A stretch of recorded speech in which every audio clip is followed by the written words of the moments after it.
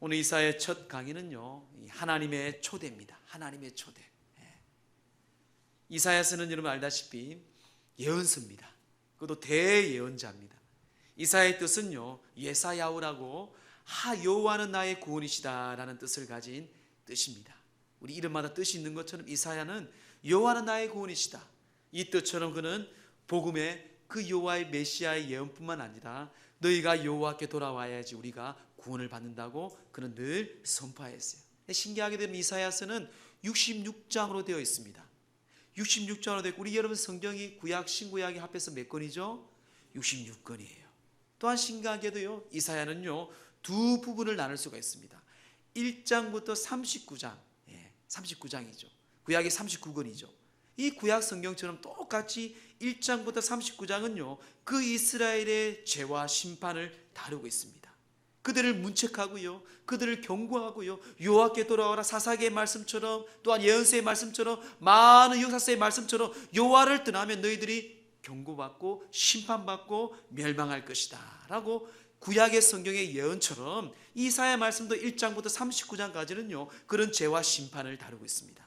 또한 신기하게도 40장부터 66장, 27장, 이 27장 신약 성경 27권인데요 이 27장의 말씀은요 구원의 소망을 다루고 있어요. 메시아가 이 땅에 오십니다. 그 신약은요 이 땅에 오신 예수 그리스도께서 복음을 전하고요, 앞으로 그에 대할 모든 일들, 십자가의 복음만이 너희들이 살 길이고 구원의 길이고, 또한 성령이 임재하야만이 너희가 이 교회를 세우고 이 땅에 이 만국의 이 열방의 교회와 하나님의 영혼을 살릴 것이다. 그리고 재림하는 그날에 너희들은 천국의 들림을 받을 것이다. 이게 바로 신약성경의 복음의 메시지인 것처럼 이 이사야도요 이 40장부터 66장까지 27장까지의 소망이 구원의 소망의 내용을 다루고 있습니다. 그래서 많은 신학자들이요 이 이사야 성경을 작은 복음 성경이다라고 이야기를 할 정도로 이 이사야는 복음입니다. 또한 신학자인 제롬은요 이사야를 가리켜 선지자 중에 가장 복음적인 선지자다. 그는 선지자 중에 가장 복음적인 선지자예요. 그만큼 이사야서는 메시아 예언도 수차례 하고 있지만요 이 이사야서를 통하여서 여러분 앞으로 하나님께서 우리 땅에 이 민족, 앞으로 여러분 이 사회를 보면서 이사야의 말씀을 조명하면서 우리가 무엇을 붙잡아야 할지, 우리가 어떻게 행동하고 어떻게 결단해야 할지 그 음성을 듣고, 또 우리에게 구원해 주신 예수 그리스도의 그 소망을 붙잡고 결단하는 귀한 복된 시간 되기를 주의 이름으로 축원합니다. 이사야서는요 이렇게 이사야 6장, 이사야 1장 1절입니다. 제가 말씀을 잘못 본 것 같아요. 죄송합니다. 이사야 1장 1절입니다. 1장 1절에 보면 제가 말씀을 봉독해 드릴게요.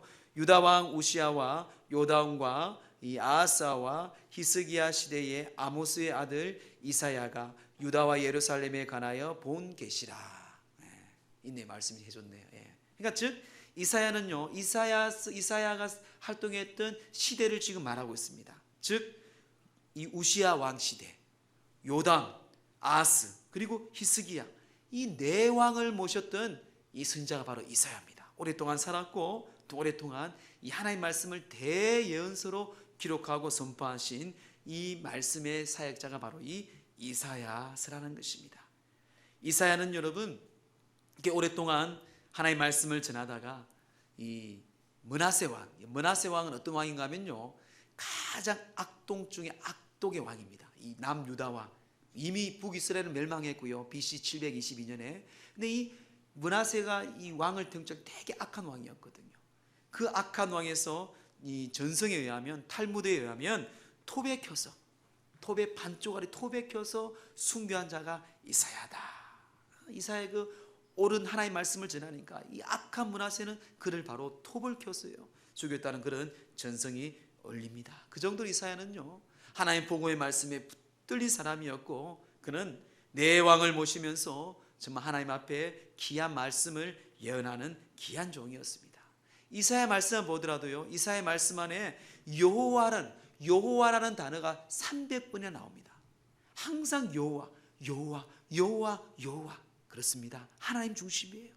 이 땅에 우리가 삶을 살아가면서 우리의 중심이 나의 중심이 될 수 있고요 권력과 권세와 물질도 있을 수도 있겠습니다. 하지만 예수 그리스도, 왜 교회가, 왜 하나님이 나를 구원하시고 이 땅에 주신 하나님의 중심, 그리스도의 중심, 오늘 이사야는요, 그런 유다 백성들이 타락하고 죄에 물든 가운데, 하나님을 떠난 가운데 그들에게 하나님의 법정을 초대하고 있습니다.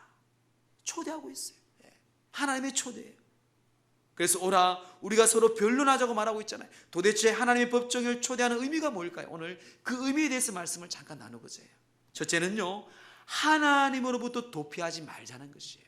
하나님의 초대는요, 도피하고 도망가지 말라는 것입니다. 그럼 죄를 범할 때 제일 먼저 사람들의 모든 본능은 자신 안에서 일어나는 반응이 무엇입니까? 도망가는 거예요. 숨는 것입니다.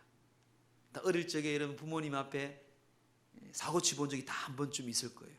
전혀 없는 것처럼 있는데 저는 참 많아요. 그럼 항상 도망갑니다.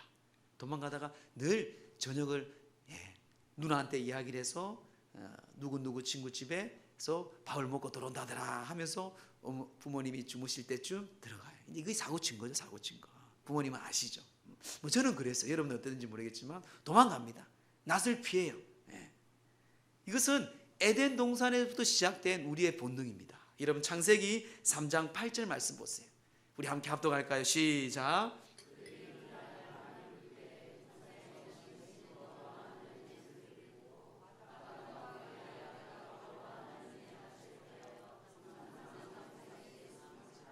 아멘. 그가 죄를 지었을 때에 아담과 그의 아내가 여호와의 하나님 낯을 피하여 동산 나무의 사이에 숨은지라. 무소부재하신 분인데 그분의 임재를 과연 피할 수 있을까요? 고사성어로 이장패천이라는 말이 있습니다. 여러분 잘 알고 있는 말이에요. 이장패천의 말은 손바닥으로 하늘을 가릴 수 있다는 착각을 하지 말라는 것이에요. 손바닥으로 하늘을 가릴 수가 없습니다. 여러분 꽁이 그래, 꽁을. 여러분 그 꽁이죠, 꽁. 꽁. 꽁은요, 이 도망다니다 보면은 숨을 데가 없으면 자기 머리만 콕 박습니다. 그럼 자기가 사는 줄 알아요. 그때 아이고 하고 잡아먹죠. 그러니까 자기가 숨으면 도망가면 뭔가 문제가 해결되는 줄 알아요. 사랑하는 성도 여러분, 이 세상의 삶을 살아가는 사람들, 예수를 믿다가 예수 그리스도를 전인격적으로 만나지 못한 사람들이 늘 도망갑니다. 피해 다녀요. 그래서 내가 도망가면 되겠지 하고 그들은 술에 빠집니다. 때로는 중독에 빠집니다. 오락에 빠집니다. 유흥에, 쾌락에, 때로는 여행에, 많은 것에 내가 세상을 찾아 도피합니다. 다 그런 경험들이 한 번쯤 있을 거예요. 아니, 앞으로도 그런 유혹이 올 것입니다. 믿음 생활하다 보면 실족할 수 있어요. 저 때문에 실족할 수도 있고, 장로님들 때문에 실족할 수도 있고, 또 우리 성도님 때문에 실족할 수 있어요. 그건 당연한 거예요, 여러분. 왜? 마귀가 가만히 두지 않거든요. 참 신기하게도 똑같은 말인데도 어떤 사람은 할렐루야 하는데 어떤 사람은 시험 받았다 그래요. 이걸 어떻게 합니까, 여러분? 이거는요, 마귀들의 장난입니다. 이거는 평생 마찬가지. 그런데 거기다가 우리가 도피한다면은 참 어리석은 사람이죠. 하나님을 피할 수 있겠습니까? 하나님은 절대로 피할 수 없습니다. 그래서 시편 기자 139편 7절 10절 이렇게 말씀하죠. 우리 함께 합독할까요? 시작. 내가 주의 영을 떠나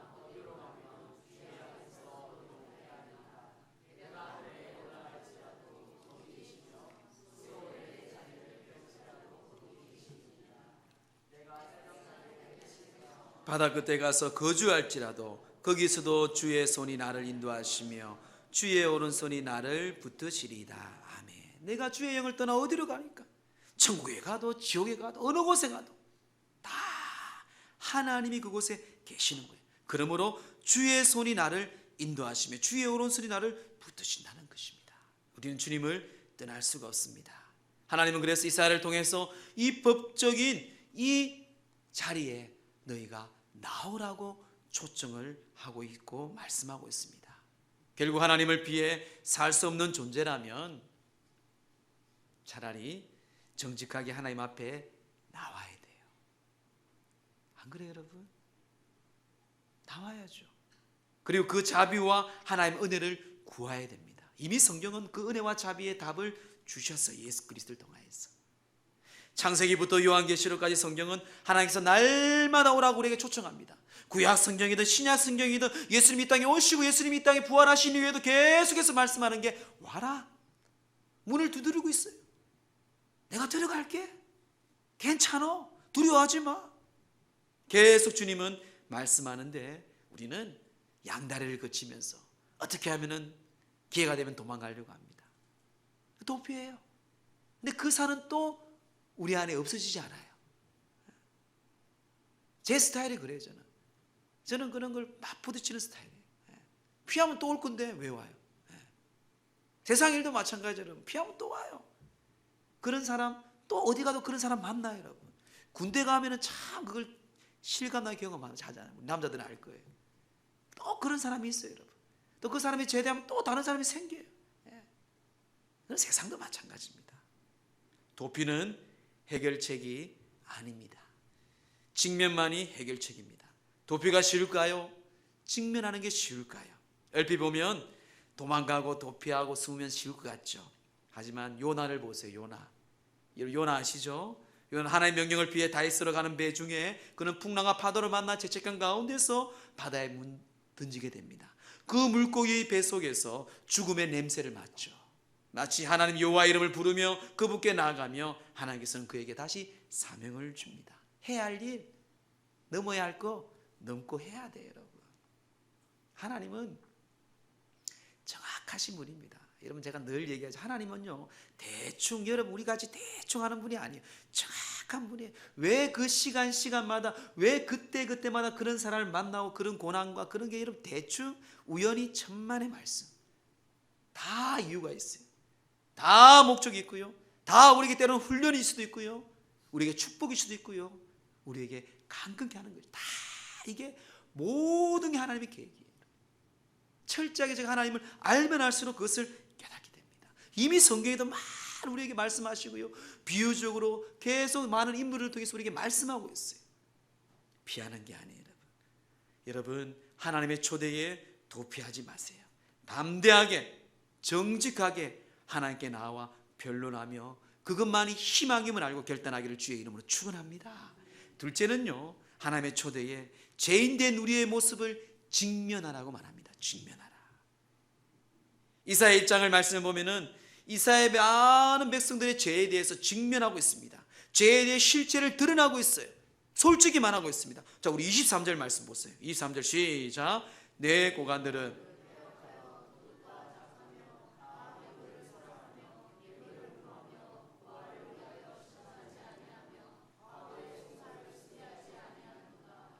고관들이 엉망이죠. 뇌물을 받고 뭐 그런 사이에 오늘날과 뭐 제 뿌리를 가져오는 하나님을 떠난 마음들, 이것이 다 원인입니다.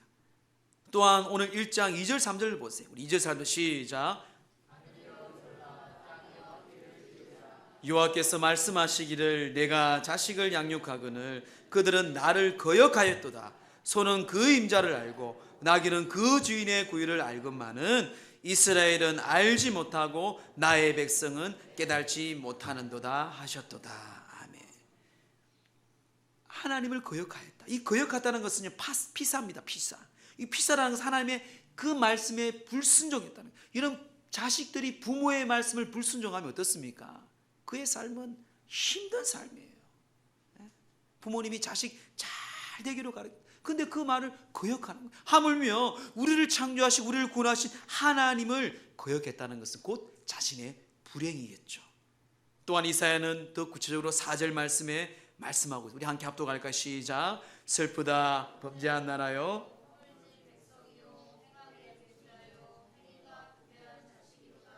그들이 여호와를 버리며 이스라엘의 거룩하신 이를 만홀히 여겨 멀리하고 물려갔도다. 아멘. 그의 번제에 대해서 쭉 얘기하잖아요. 우리의 행위는 물론이와 우리의 존재가 얼마나 죄로 물들어 있는지 고발하고 있습니다. 자, 6절 말씀 보세요. 6절도 시작. 발바닥에서 머리까지 성한 곳이 없이 상한 것과 터진 것과 새로 맞을 흔적뿐이거늘 그것을 짜며 싸매며 기름으로 부드럽게 함을 받지 못하는도다. 아멘. 여러분, 이런 것들이 바로 죄인의 실존이에요. 우리가 죄인된 실존의 실존이거든. 이는 상상이 아닙니다, 여러분. 남 이야기 아니에요. 우리 모두가 함께 돌아가는 실존의 실존. 단순히 죄를 범했기 때문에 죄인이 아닙니다. 이미 우리는 죄인이기 때문에 죄를 범할 수 없는 죄인임을 인정하며 하나님 앞에 나오라는 말씀이에요. 너희가 그런 존재야. 머리부터 발끝까지 주인도 모르고. 그런데 나오라는 것이에요. 그걸 인정하고 나오라는 것이에요. 여러분, 우리가 삶을 살다 보면 우리의 죄악된 모습을 직면하세요. 받아들이세요. 그리고 하나님께 나아가세요. 하나님께서 여러분들 가운데 만져줄 줄 믿습니다. 마지막 셋째는요, 우리가 하나님의 초대에 하나님의 변론을 신뢰하라고. 신뢰해야 됩니다. 이게 핵심의 말씀, 1장의 핵심의 말씀, 18절 말씀이에요. 우리 함께 합독할까요? 시작. 여호와께서 말씀하시되 오라 우리가 서로 변론하자. 너희가 눈과 같이 희어질 것이요 진홍같이 붉을지라도 양털같이 희게 되리라. 아멘. 누나도 우리가 잘 알고 있는 말씀이고 많이 듣고 선포하는 말씀입니다. 여호와께서 지금 말씀하는 거예요. 야, 하나님 말씀한다. 오라 우리 좀 서로 변론하자. 여러분, 오라 우리 서로 변론하자 말은요, 의미가 뭔가 하면요, 너희들이 제발 오라는 것은 레쿠입니다. 레쿠. 이 레쿠라는 것은요, 제발 간곡히 너가 오라는 것, 자발적으로 오라는 것이에요. 너희들이 와서 좀 차분히 이성적으로 문제를 좀 따져보고 이야기해보자. 서로 논쟁하고 설득하고 좀 이야기해보자. 누가요? 지금 하나님 우리를 그렇게 초대하고 있어요. 하나님의 그 초대의 변론을 우리는 신뢰해야 돼요. 남 이야기처럼 들으면 안 됩니다, 여러분. 지금까지 그렇게 들었으면 됐지. 그렇게 살다 갈 거예요, 천국에. 하나님의 한 말씀 한 말씀을 여러분 정말 정직하게 진실하게 받아들여야 돼요. 얼마 남지 않았어요, 여러분. 계속 올 것 같죠, 기회가. 착각하지 마세요. 그건 여러분 생각이에요, 제 생각이에요. 기회가 항상 있는 게 아니에요, 여러분. 예수님이 늘 말씀하잖아요. 기회가 항상 있는 게 아니에요. 하지만 하나님은 끝까지 계속해서 그 기회가 닿을 때까지 우리에게 말씀하시고 또 말씀하시고 손 내미신 분을 위해 하나님의 자비하심이에요. 그래서 오늘도 하나님께서 오라 좀 변론하자. 이야기 좀 하자. 제발 좀 와서 이야기하자. 뭘 이야기하자는 거예요? 죄에 대해서. 어떤 죄입니까? 네 죄가 주홍같을지라도 눈과 같이 이어질 것이고 진홍같이 붉을지라도 양털같이 희게 되리라. 하나님이 답을 주잖아요. 이 주홍이라는 말은요, 히브리어로 사남입니다. 사남. 이 사남이라는 것은요, 그듭 물들어진 지워질 수 없는 거예요. 너희 죄가 물들어서 지워질 수 없을지라도 눈과 같이 희어질 것이다. 진홍이라는 것은요, 툴라입니다. 툴라. 히브리어의 툴라는요, 짙은 붉은색으로 물들어서 이거는 죄로 완전히 100% 물들어 희망이 없다는 뜻이에요. 그럴지라도 뭡니까? 양털같이 희게 되리라. 할렐루야. 이게 복음이잖아요, 여러분. 이게 신약에서 복음에서 이루신 누구예요? 바로 예수 그리스도잖아요. 십자가의 복음. 그것을 다 이루시고, 다 이루다는 것은 무엇입니까? 너의 모든 것을 값을 지불할 거, 내가 다 값을 지불했다는 뜻이잖아요. 다 값을 빚진 거, 네가 도저히 갚을 수 없는 그 사채빚까지 내가 다 지불했다. 그의 모든 너의 죄를 다 지불했다. 예수 그리스도의 십자가의 보혈만 믿으면. 하나님은 그렇게 우리를 변론하고 초대하고 있어요. 복음, 그 성경의 해답은 예수님의 십자가의 보혈입니다. 예수 그리스도 그 해답을 갖고 계셨기에 하나님은 우리를 그의 법정으로 초대하고 있어요. 이런 법적인 용어입니다. 변론이란 말은요, 법적인 용어예요. 이 웨나우케아마라는 것은요, 이 법적인 용어입니다. 초대하고 있어요. 변론하자. 그 예수 그리스도가 있기 때문에 그래요. 그래서 요한일서 1장 7절 말씀 우리 함께 합독할까요? 시작.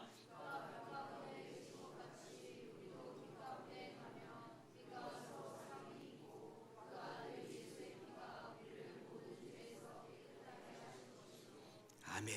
그 아들 예수의 피가 우리를 모든 죄에서 깨끗하게 하실 것이요. 할렐루야.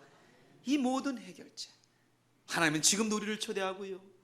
아직도 여러분들의 부모님들, 믿지 않은 여러분들의 가족들, 친척들, 가까운 친구들 계속 초대하고, 그래서 여러분들에게 은혜를 주시고 또 말씀 주시고 하나님을 찾게 하신다는 사실을 기억하시고, 그래서 우리가 성령의 불을 받고 담대함을 받고 이 땅에 우리가 성공하고요, 이 땅에 우리가 풍성해야 할 이유가 크게 있는 것이에요. 뜻밖의 심판관이신 하나님이 우리를 긍휼히 여기시며 자비를 베푸고자 합니다. 18절 말씀 다시 한번 볼까요?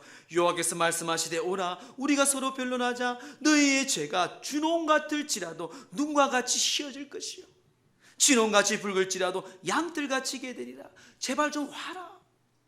세상에 물들어 있지 말고 어떤 세상에 너희가 못던 죄일지라도, 주홍 같을지라도 진홍 같을지라도, 세상에서 아무리 해결할 수 없을지라도 나에게 오기만 오면 흰눈같이 양털같이 예수님의 십자가의 보혈로 우리를 깨끗게 하신다.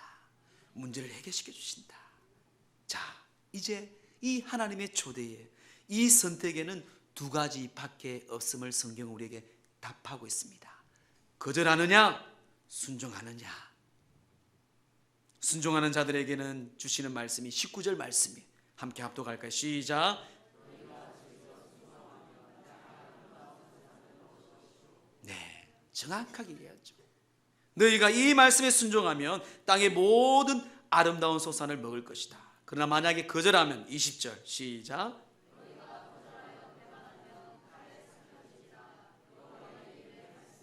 네, 하나님이 답을 줬어요. 그래서 이스라엘 망했어요. 얼마나 오랫동안 고생했습니까? 유럽 땅에, 미국 땅에, 우리 한국 땅에, 이 동두천에, 여러분들의 가정에, 내 자신에게 똑같이 말씀하고 선택하라고 말씀합니다. 순종하면 땅의 아름다운 소산을 주고요, 거절하면 칼에 삼킴을 당했다고 말씀하신 주님, 천국과 지옥뿐만 아니라 이 땅에도 행복과 불행도 이 선택에 달려있다고 오늘 이 이사야는 여러분들에게 말씀하고 권면하고 있습니다. 여러분, 하나님의 초대 앞에 무엇을 선택하겠습니까? 순종하겠습니까? 거절하겠습니까? 하나님의 초대 앞에 도피하지 마시고 숨지 마시고 내 죄된 모습을 직면하고 하나님 앞에 나와 변론, 하나님의 그 변론을 신뢰하여 주님 안에 주시는 이 행복한 삶을 누리는 우리 모든 우리 청년들과 우리 모든 성도들이 되기를 주의 이름으로 축원합니다.